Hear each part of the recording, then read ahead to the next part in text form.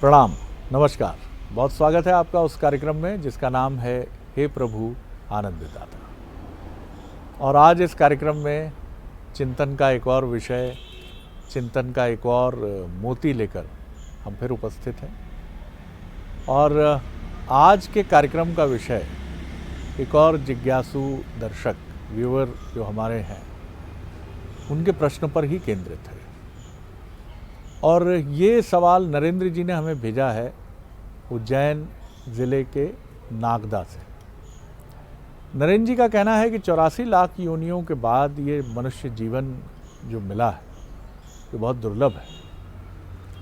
सनातन परंपरा जिसका उल्लेख बार बार करती है, तो इस दुर्लभ जीवन में हम ऐसा क्या करें जिससे हम उन बंधनों से मुक्त हो जाएं जिनको जन्म और मृत्यु के बंधन कहते हैं, और जिनसे मुक्त होने की अभिलाषा इस संसार में आने के बाद इन बंधनों की निरर्थकता को अनुभव करने वाले व्यक्ति के मन में बहुत गहराई से उभरती है।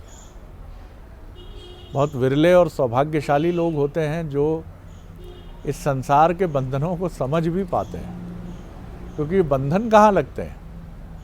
किसी को ये रेत में दूर चमकती हुई मणि की तरह दिखते हैं कि दौड़ लगाओ मृग मरीचिका की तरह और मिल जाएगा वो। किसी को लगता है कि अभी तो कहाँ है, उफ अभी तो शुरुआत ही की है, अभी तो जीवन शुरू ही किया है और लोग कहने लगे कि सांझ घिर आई है। तो बहुत कम लोग हैं, शायद बहुत ईश्वर की कृपा है उन लोगों पर, जो इस संसार में आने के बाद इस संसार के बंधनों को समझ पाते हैं। तो आप नरेंद्र जी, इसका मतलब है कि कहीं ना कहीं अध्यात्म का बीज आपके मन में है। बधाई आपको। आज इसी पर हम बात करेंगे। हमारे साथ हैं मानस मर्मज्ञ, भगवत गीता के अध्येता प्रोफेसर सुरेंद्र बिहारी गोस्वामी जी। प्रणाम करता हूं गोस्वामी जी।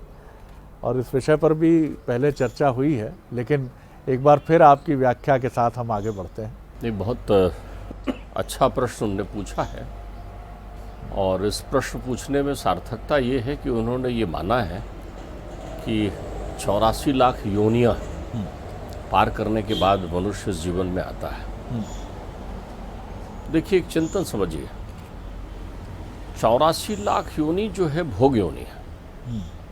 भोग योनि है मतलब इतनी बार मनुष्य भोगता है अपने कर्म के फल को, तब फिर वो मनुष्य बनता है। इन सारी योनियों में केवल मनुष्य ही योनि एक योनि है जी। जिस योनि के द्वारा, जिस पर हमने बात की थी कि प्रविश नगर कीजिए सब काजा, जिस पर हमने बात की थी कि यही हरिद्वार है, जिस पर हमने बात की थी कि दुर्लभम मानुषम देही देही नाम क्षणभंगुरा, कि अत्यंत दुर्लभ क्षणभंगुर मनुष्य का तन मिलता है। इस तन को पाने के लिए देवता तक तरसते हैं। हम अगर पुराणगत बात करें तो आप एक समझिए कि जितने भी देवता हैं उनसे कहें कि जब देवत्व का भोग हो जाएगा तो आप क्या बनना चाहोगे, तो वो कहेंगे मनुष्य। उसमें भी उनसे पूछा जाए, भागवत में ये भी कथा बड़ी सुंदर है कि वो देवता भारतवर्ष और भारतवर्ष के मनुष्य की वंदना करते हैं। धन्य है वो भारतवर्ष और धन्य है वो मनुष्य जो भारतवर्ष में जन्म लेता है। तो भारतवर्ष धन्य क्यों है? क्योंकि सारे प्रकार के अवतरण यही हुए हैं। जितने भी अवतरण हुए हैं इस मृत्यु लोक में, वो सारे 24 अवतार जो हैं हमारे, वो भारतवर्ष की भूधरा पर भारत देश में ही हुए हैं, भरतखंड में ही हुए हैं। तो पावन धरती है, यही धरती है जहाँ गंगा बहती है, यमुना बहती है, जहाँ तीर्थ हैं, जहाँ संत हैं, जहाँ सत्संग है, सारी चीज़ें यहाँ हैं। तो वो क्यों चाहते हैं कि मनुष्य बन जाए ताकि 84 न भोगना पड़े। क्या बात। क्योंकि अगर आप मनुष्य बन गए तो इससे सीधा देवत्व को प्राप्त कर सकते हैं, सीधा अपने उस घर को जा सकते हैं जो परा प्रकृति में स्थित है, जहाँ के आप वासी हैं, जहाँ के मूल रूप से हैं। हर बूंद चाहती है कि वो सागर में गिरे। सागर में क्यों? सागर की है, और सागर से फिर उठती है ऊपर, तो फिर चाहती है कि वो बूंद अगर वो नदी में गिर जाती तो भी खुश होती है कि ये नदी बहकर सागर में ही तो जाकर मिलेगी। तो इसलिए वो इस भूधरा में जन्म लेने को आतुर होते हैं। ऐसे ही प्रश्न को लेकर के 88,000 मुनि नैमिषारण्य में बैठे हुए हैं, अनवरत बैठे हुए हैं। वो नैमिषारण्य में उनका वो कल्याण में यज्ञ चल रहा है, जैसे वो मानव कल्याण के लिए यज्ञ कर रहे जी। हैं, वो देखते हैं कि कलयुग आ गया है। युगों पर भी हमारी बात हुई है कि जब हमारा चित्त अत्यंत शुद्ध होता है तो हम सतयुग में होते हैं, जब हमारे चित्त में कहीं ना कहीं स्वार्थ आ जाता है तो फिर हम त्रेता युग में आ जाते हैं, जब हमारा चित्त और कलुषित होने लगता है तो हम द्वापर में आ जाते हैं, और जब चित्त केवल विषयों में रम जाता है तब हम कलयुग में होते हैं। तो जो वर्तमान परिवेश है, आप इसे अपने घर से भी देख सकते हैं ना। एक मनुष्य की जन्म, जीवन और उसके विकास को देखना है तो घर से देख लीजिए। एक बालक सतयुग में होता है, एक बालक जब आता है तो धन्य मनुष्य जीवन पाता है, क्योंकि कितना लाड़ उसको मिलता है, अबोध होता है, सबके लिए क्षम्य होता है, इधर उधर घूमता भटकता है, सतयुग में होता है। वो बालक थोड़ा बड़ा होता है तो फिर वो त्रेता युग में आ जाता है, जब वो घुटने टेक कर चलने लगता है, गिरने लगता है, भय होता है, कुछ आंख दिखाने लगते हैं, और जब और थोड़ा बड़ा होता है तो फिर द्वापर में आ जाता है, जब अध्ययन अध्यापन करने लगता है, जीवन के प्रति लोगों का लाड़, किशोर अवस्थाओं, और जैसे ही युवावस्था में पहुँचता है कलयुग में आ जाता है, क्योंकि सारे विषय स्वार्थ उसके आसपास विद्यमान हो जाते हैं। तो मनुष्य का जीवन चक्र जो है वो कैसे कल्याण में रहे, कैसे उसके जीवन में सुख मिले, इस पर विचार मंथन करने के लिए नैमिषारण्य में 88,000 मुनि बैठे हैं। नैमिषारण्य एक विश्वविद्यालय है अध्यात्म का, और वो विश्वविद्यालय विश्व का ही विद्यालय है। हमारे यहाँ विश्वविद्यालय बोल देने से वो पूरे विश्व का विश्वविद्यालय नहीं हो जाता, उसका तात्पर्य हो जाता है कि बृहद क्षेत्र में है, उसके अधीन कई विद्यालय आते हैं जहाँ लोग पढ़ते हैं। लेकिन वो एक ऐसा विश्वविद्यालय है जहाँ त्रिलोक के लोग पहुँचते हैं, तीनों लोक से वहाँ पहुँचते हैं। संतप्त नारद भी वहीं पहुँचते हैं उन ऋषियों के पास कि भैया त्राहिमाम त्राहिमाम, आज मन कर गया था तो 84 लाख योनियों की श्रेष्ठ योनि, उसके बाद मिलने वाली मनुष्य योनि, मनुष्य योनि में भी मृत्युलोक में भी भारतवर्ष में मैं घूम के आया, लेकिन वहाँ कहीं मुझे शांति नहीं दिखा। नारद देखते हैं कि लोग त्राहिमाम कर रहे हैं, घर में कला हो रही है, लोग लड़ रहे हैं, स्वार्थी हो गए हैं, परस्पर जो है कपट करते हैं, झूठ बोलते हैं, असत्य संभाषण करते हैं, मनुष्य अपनी मनुष्यता खो गया है। देखिए, सनातनी यदि मनुष्य हो जाए तो मुक्त हो सकता है। सनातनी मनुष्य के मुक्त होने के लिए उसका सनातनी होना आवश्यक है।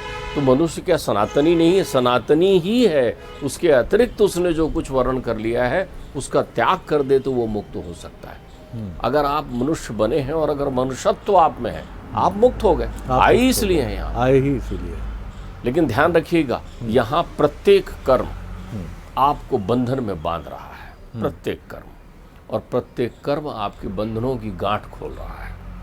तय आपको करना है कि आप बंध रहे हैं या मुक्त हो रहे हैं।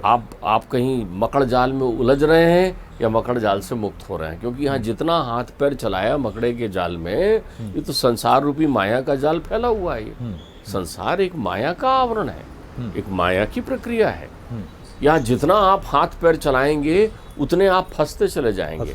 तो मकड़ी के जाल पर भी अध्यात्म बड़ी सुंदर बात कहता है।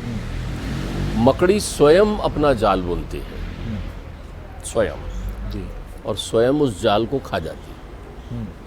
ध्यान रखिएगा, ये विधा मकड़ी को मालूम है। मकड़ी जाल बुनती है, वहीं उसके शिकार फंसते हैं, शिकार खाती है, जब पलायन करने लगती है और ज़्यादा भूख लगा होता है तो जाल भी खा जाती है अपना। ध्यान रखिएगा, तो मकड़ी तो जाल में कभी नहीं फंसती। तो माया स्वयं माया के आवरण से मुक्त होती है, लेकिन वो आवरण उनके लिए है जो उसमें फंसना चाहते हैं। तो मनुष्य जो है संसार रूपी इस मकड़ जाल में अगर उलझता चला जाता है तो मुक्त नहीं हो सकता। ये उस पर है। देखिए, ये बंधन उसका है, वो स्वीकार करे। बंधन के भी दो भाग हो जाते हैं। जब बंधन बाहरी बंधन में वो बंध जाता है, अगर वो बाहरी परिवेश के बंधन में बंध रहा है तो वो मुक्त नहीं होगा। लेकिन यदि वो भीतरी परिवेश के बंधन में बन जाता है तो मुक्त हो जाता है। देखिए, वासना का बंधन दोनों तरफ है, इस पर हमारी चर्चा हुई। बाहरी बंधन वासना का बेड़िया है और भीतरी बंधन वासना का मुक्ति है। देखिए, यदि प्रीति विषयों पर हो तो वो आसक्ति हो जाती है, और यदि प्रीति विषयों से विरक्त हो तो वो भक्ति हो जाती है। क्या बात, देखिए, प्रीति के दोनों ढंग हैं। बहुत सुंदर बात। यदि प्रीति आपके विषयों में है तो वो आसक्ति है आपकी, आप बंध गए हैं उन चीज़ों से। अब आपने बंधन स्वीकार कर लिया, मकान में बंध गए हैं, पत्नी के में बंध गए हैं, पुत्र में बंध गए हैं, माया में बंध गए हैं, धन में बंध गए हैं। लेकिन यदि इन सब से मुक्त होकर आपने अंतर्मन की यात्रा कर ली और आप अंतर्मन में विशुद्ध होकर परमात्मा पर आसक्ति कर देते हैं, तो आप भक्ति के बंधन में बंध जाते हैं और ये बंधन आपको लेकर जाता है। बंधना तो आपको होगा। देखिए हमारे यहाँ तो ये भी बंधे बिना, अरे आप देखिए ना कितनी अच्छी कहावत बनी है अपने यहाँ तो कहावत ये है कि यम के पास का उल्लेख है कि यमराज जब आते हैं अपने पास में तो यमराज अपने साथ यम का पास लेकर आते हैं और उसमें आपको बांध के ले जाते हैं। बंधन तो सब है। देखिए एक बंधन कलाई में जब बन जाता है और लोहे की सलाखें होती है तो बोलते हैं साहब हथकड़ी लग गई इसको। एक बंधन कलाई में जब कच्चे धागे से बन जाता है तो रक्षा बंधन हो जाता है। तो आप रक्षा बंधन से बंधना चाहते हैं या उन बेड़ियों से बंधना चाहते हैं जिससे आप फंस कर उलझ कर यहीं रह जाएंगे। तो ये चिंतन आपको चूंकि करना है। तो नैमिषारण्य में ये लोग हैं, नारद वहाँ बैठे हुए हैं। नारद कहते हैं कि साहब लोग नाना प्रकार के वासनाओं में आसक्त हो गए हैं, लोग पाखंड कर रहे हैं, लोग तरह तरह की प्रक्रियाएं। परमात्मा यदि आपको कभी किसी स्थान विशेष, धर्म विशेष, दर्शन विशेष में दिखाई पड़े, विशिष्टावाद अद्वैत में आप बन जाते हैं तो भी आपके लिए संघर्ष है। लेकिन परमात्मा जब आपको कण-कण में दिखने लगते हैं तब आप मुक्त हो जाते हैं। को आसि बंधो ही विषयानुरागी, जो विषय में बंधा हुआ है वही बंधन है। को आ विमुक्त ही विषया विरक्ति, तो जो इन सब से मुक्त है वो विरक्त है। तो हमें केवल देखिए एक छोटी प्रक्रिया है, केवल बंधने और खुलने की प्रक्रिया बहुत छोटी है, थोड़ी। जो समझ ले इसे, कहत कठिन समझत कठिन साधन कठिन विवेक, बहुत थोड़ी प्रक्रिया है। आप उसको सहजता से समझ लीजिए। आप मनुष्य बनकर आए हैं, आप तो वैसे ही मुक्त हो गए। अगर आप मनुष्य बनकर आए हैं तो आप मुक्त हुए तब आए हैं। बहुत अच्छा सूत्र है। क्यों आए हैं? क्योंकि 84 लाख योनियों से जब मुक्त हो गए कर्माशन, तब आप मनुष्य बनकर आए हैं। और मनुष्य बनकर आए हैं और आपके चित्त में स्वभाववश, स्वभाव आपका स्वभाव स्थिर है, स्वभाववश आपके चित्त में सत्कर्म करने की भावना है। तो ये दूसरा उदाहरण है कि आप मुक्ति के पद में चल रहे हैं। पहला तो आपको नेचुरल दे दिया प्रकृति, अब उसको प्रकट कैसे हो? होनहार बिरवान के होत चीकने पात। आप कहीं भी हैं, परे अपावन ठौर पर कंचन तजत न कोय, झोपड़ी में हैं, अमीर हैं, गरीब हैं, लेकिन आपके अंतर चित्त में दया है, प्रेम है, अनुराग है, स्वार्थ नहीं है, आप जो है पूर्वग्रही नहीं है, क्रोध नहीं आता, परम शांत रहते हैं। इन सुलक्षणों से यदि आप संपन्न हो गए हैं, फिर कहना क्या है, ये दूसरा मार्ग खुल गया नहीं है। तो इसको आप प्राप्त करने का प्रयत्न करें, अर्थात इनके अतिरिक्त को जो कुछ है उसका विरक्त कर दीजिए, छोड़ दीजिए। तो नैमिषारण्य में सूत जी से प्रश्न कर रहे हैं, वहाँ बैठे हुए ऋषि मुनि आचार्य, कि मनुष्य को अपने कल्याण के लिए क्या करना चाहिए।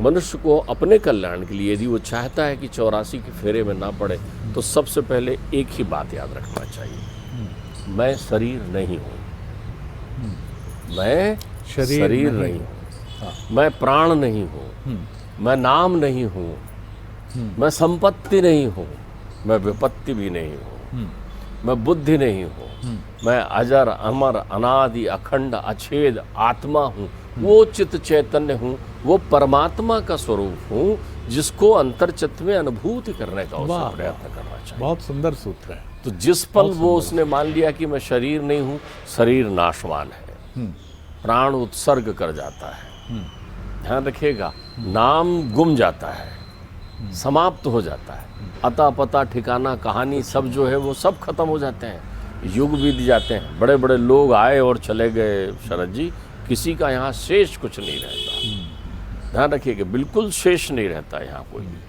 निर्विशेष है मनुष्य जो है, नाम मात्र की प्रक्रिया है मनुष्य। तभी तो हमारे यहाँ कहा जाता है नाम बड़े और दर्शन छोटे। वाह, ये व्यंग नहीं है, व्यंग नहीं, लेकिन लोग इसको, मैंने कहा ना, जो भी उक्ति काम की है, जो भी हमारे जीवन में काम दे सकता है, उस उक्ति को जो है कितना खटराग ला के रख देते हैं।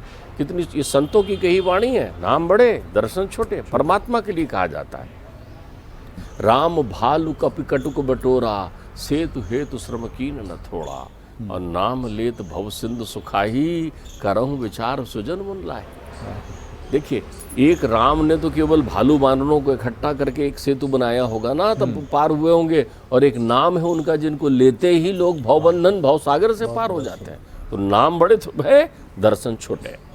किसी भी व्यक्ति का, आप बड़े से बड़े व्यक्ति का, ख्यातलब्ध प्रतिष्ठित व्यक्ति का आप कहिए उनको, उनसे मिलना है, जाइए। बहुत सारे लोग तो जो हैं, मैं तो देखा कि कुछ एक नेपोलियन नाम के व्यक्ति के व्यक्तित्व पर मैंने सुना कि बहुत छोटे कद का आदमी था, तो वो व्यक्ति तो छोटा था ना, नाम उसका कैसा था। तो ऐसा है कि आपके दर्शन, आपकी प्रत्यक्ष अनुभूति, आपका शरीर, आपकी भौतिकता आपका स्वरूप नहीं है, बल्कि ये आपके नरक का कारण है। नरक का अर्थ होता है कष्ट के, चिंता के, फिक्र के, दुख का कारण ये शरीर ही है। तभी तो आचार्य शंकर कहते हैं, उनसे उनके शिष्य पूछते हैं, को वासी घोरो नरका, हे गुरुदेव बहुत घोर नरक क्या है? तो कहते हैं स्वदेहा, ये शरीर ही तो नरक है। अब ये शरीर नरक क्यों है? ये शरीर नरक इसलिए है कि स्वयं भी कष्ट की अनुभूति शरीर को होती है। जब तक शरीर है तब तक कष्ट है। सारे तनाव, सारी चिंता, सारी चोट, सारी पीड़ा, सारी सुख दुख की अनुभूति का माध्यम तो शरीर है ना, एक, इसलिए नरक है। दूसरा, ये शरीर ही वो कर्म करता है जिसके कारण हमें नरक में जाना पड़ता है। दोनों का कारण शरीर है, ध्यान रखो।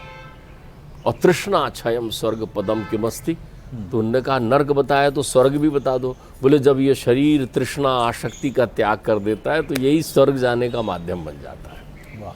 तो आप जो है बंधे, आप सोचते हैं हम बंधन से मुक्त कैसे रहें, आपको किसी ने नहीं बांधा है, आपके पास कोई बंधन नहीं है। आपने रक्षाबंधन को ना स्वीकार करके और वो लौह बंधन को स्वीकार किया है, ये आपकी इच्छा पर निर्भर है। तो वो लोक कल्याण का चिंतन कर रहे हैं, कैसे कल्याण हो मनुष्य का, कैसे कल्याण हो। जब इन नाना प्रकार के चिंतन करते हैं तब उन्हें राजा परीक्षित का प्रसंग सुनाते हैं वो, और वो कहते हैं कि परीक्षित ने उनके प्रसंग में खटवांग का चिंतन सुनाते हैं।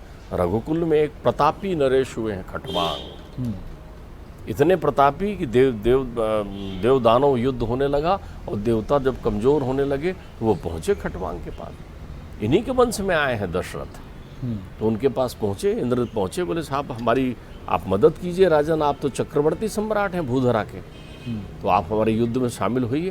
तो खटवांग युद्ध में लड़ते हैं, बड़े पराक्रम से लड़ते हैं। ध्यान रखिएगा, यही वो धरती है, यही वो भूधरा है जहाँ देवासुर संग्राम हुआ है। बिल्कुल इसी भूधरा पर, आसमान में नहीं हुआ है कहीं, नर्मदा नदी के तट पर हुआ है संग्राम, देवासुर संग्राम।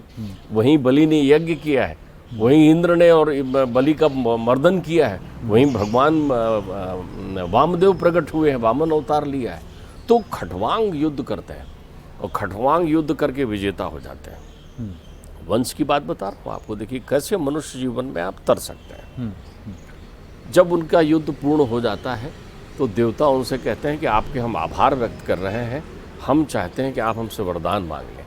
उन्होंने कहा भाई देवता चूँकि पंचभौतिक शरीर से नहीं उत्पन्न होते और देव योनि जो है भोग की योनि होती है, त्रिकालदर्शी होते हैं, तो आप तो मुझे बताइए कि मेरी शरीर की मृत्यु कब है। ध्यान रखना, शरीर की मृत्यु होती है, तुम्हारी नहीं। वाह वाह, तुम्हारी मृत्यु नहीं होती। हम चिंता शरीर की करते हैं और करनी चाहिए। एक बात समझिए, शरीर भी मंदिर है, शरीर को मंदिर की तरह शुचितापूर्ण रखिए। ये भी कहा गया है शरीर, क्योंकि यदि आत्मा तुम गिरजामती, अगर तुमने शरीर को मंदिर की तरह सेवा की तो आहा, उसकी सारी शुचिता।